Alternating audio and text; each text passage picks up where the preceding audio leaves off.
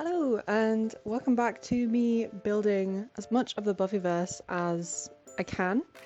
Right now I am building the magic box. Um, this video is coming out a while after the first one that I did. I moved in between, and it took me a while to sort of settle in, and then I was having lots of audio problems. I did a whole recording of this voiceover and there was a weird buzzing in the background. I still don't know how I managed to get rid of it, but somehow it's not there anymore. So hopefully this audio is better. It's not difficult to be better than the last audio that I put out.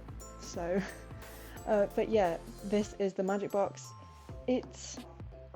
It was harder than I thought it was going to be because the layout was a lot different than how I imagined it originally. There's more side alleys and there isn't, but it's also so much bigger.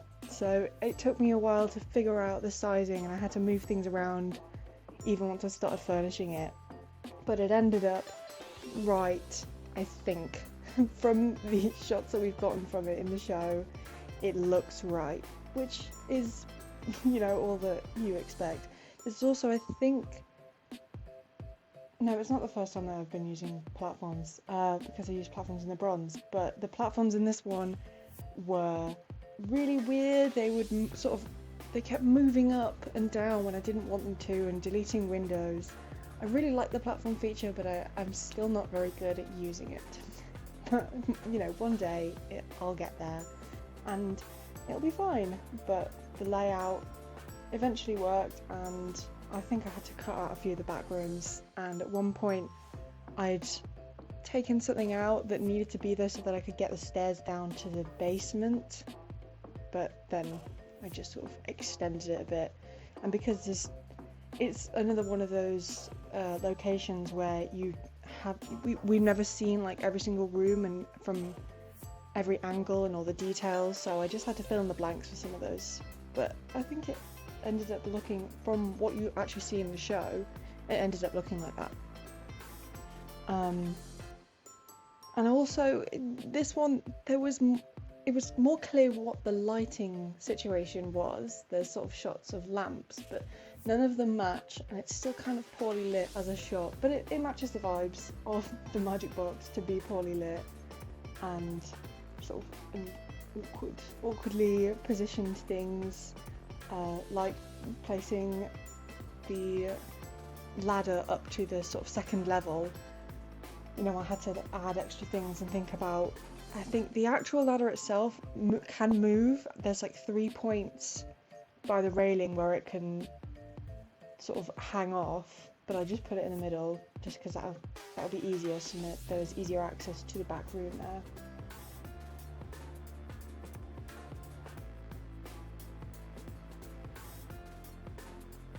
Yeah, furnishing the top level was quite easy because there's a few wide shots of it, which is nice. There's lots of really long scenes in the magic box. There's songs in the magic box. And I think it's probably one of the easiest builds to do in terms of having lots of references for it.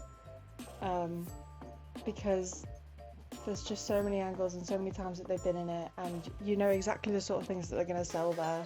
And luckily there's lots and lots of packs in The Sims that have things you would imagine they'd sell in the magic box, like magic books and cursed things and crystal balls and things like that. And this was really fun to build.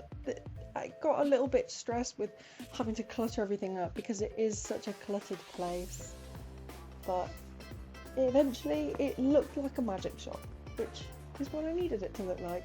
And it's, I think, fully functioning as a shop. There are probably some things that I got out of the debug menu that you can't technically sell, but having played retail in Get to Work before, if you have too many things to sell in a shop, it can get a bit overwhelming because you'll suddenly have like 5 customers at once getting angry at you that you aren't selling them things, and then you don't have time to restock, and you've only just opened your shop, so you can't hire anybody, and it can get a bit stressful. So I haven't set anything in particular to be for sale. That would just have to be something, I think that'll probably be something that I'll do later on when I actually start putting people in the Buffy save, because I think there is no one in it, or I think there's one sort of an early on demon, because I wanted to try to make lineages for demons and vampires, so I thought, right, I'll just start with an earlier on one. So I've got Malachar, I think, is the only sim currently in this save, because I deleted all the other ones, and every now and again I have to go through and delete townies, really badly dressed townies, but I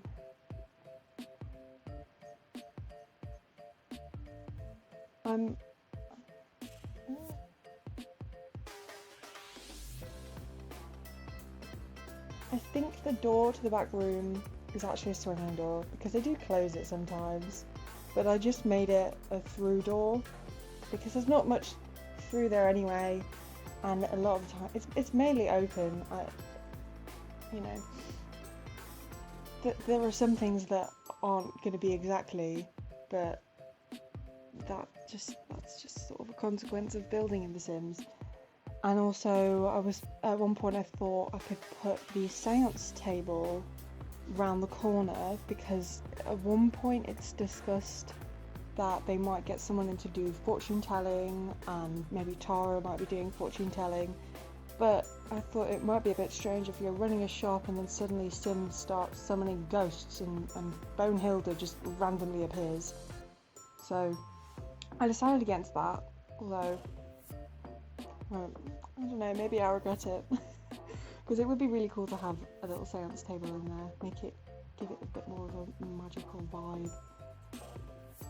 But I sort of guessed what might be behind there, because when they were opening the shop and making decisions what they were going to put where, things have moved around since. I think the candle stand, I noticed in lots of different shops from different episodes, they had candles in different places in the shop, but I decided to put candles where they are now, because that's where I think the slug scented candle was in, I think it was Afterlife? No, Life Cereal in season 6.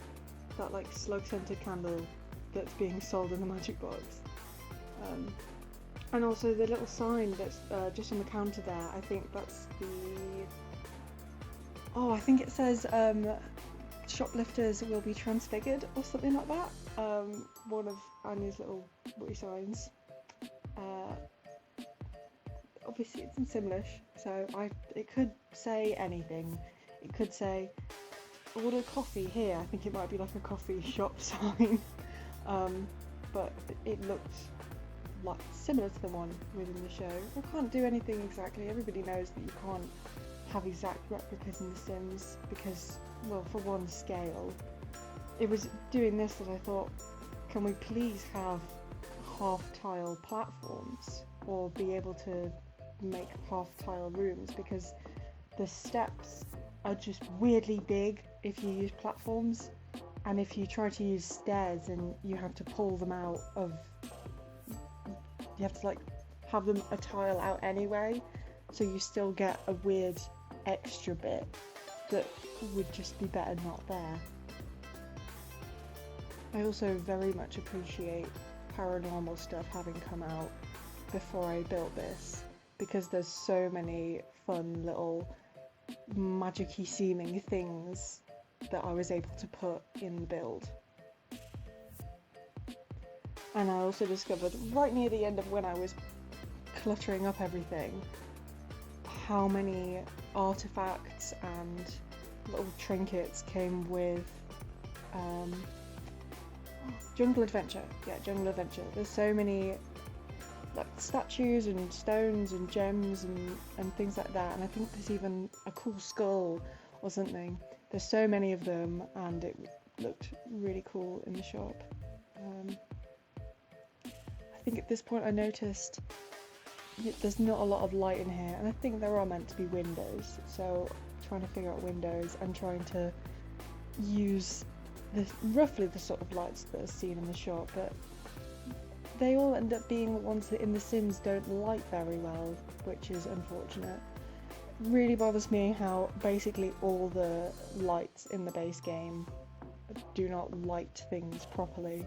Like if you put one down that has a cover on it, it'll only light the bottom half of the room, as if that's how lights work. But you know, it lit it sort of. You can see things in it. If push comes to shove, you could always put extra lights in it. It wouldn't affect anything.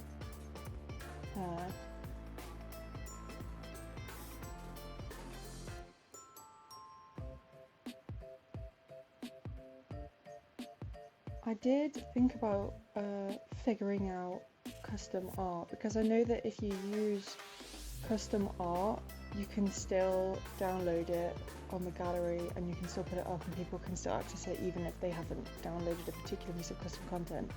But I don't really know how custom art works, and I have a feeling if I tried to make a custom art sign, it wouldn't look very good because I'm really not good at art. My sister's good at art. She is like amazing at art. I am not. I can't draw to save my life. I can build in The Sims, but I cannot draw anything. I can make shops that look really, really cluttered, but don't ask me to make a sign for them. Graphic art is not my passion. The basement, I should be making that about now. I forgot that this existed when I started doing the build of the ground floor and didn't account for the fact that I needed to have stairs down there, but I managed to get them in.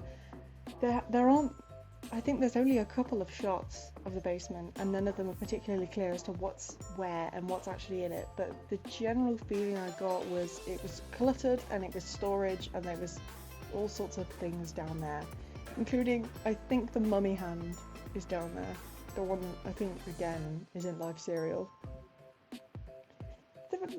Live Serial was in this shop a lot.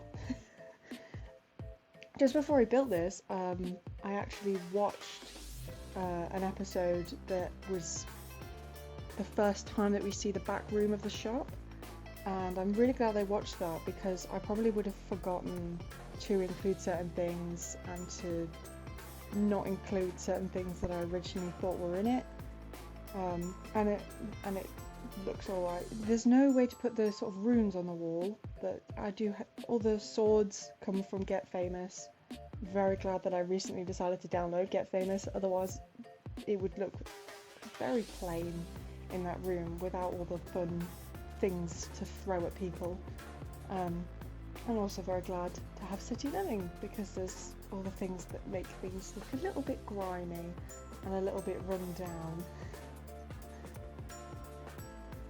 And then once again there's a room where I don't know what's meant to be there, but I feel like there is a room there, and I thought if I didn't put a room there it would look odd, just sort of having a block missing from the building. But I think it ended up being okay. Just that empty room there that looks like, again, it's full of storage. And because we're restricted in terms of the workout things that we have, I don't know if anything else comes with fitness stuff, but there's no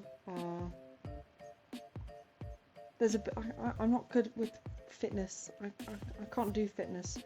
But there's a particular piece of equipment that they have in the back room that isn't in The Sims. I know there is a punching bag. It's not the style of punching bag that I've used, but I sort of tried to represent what was going on.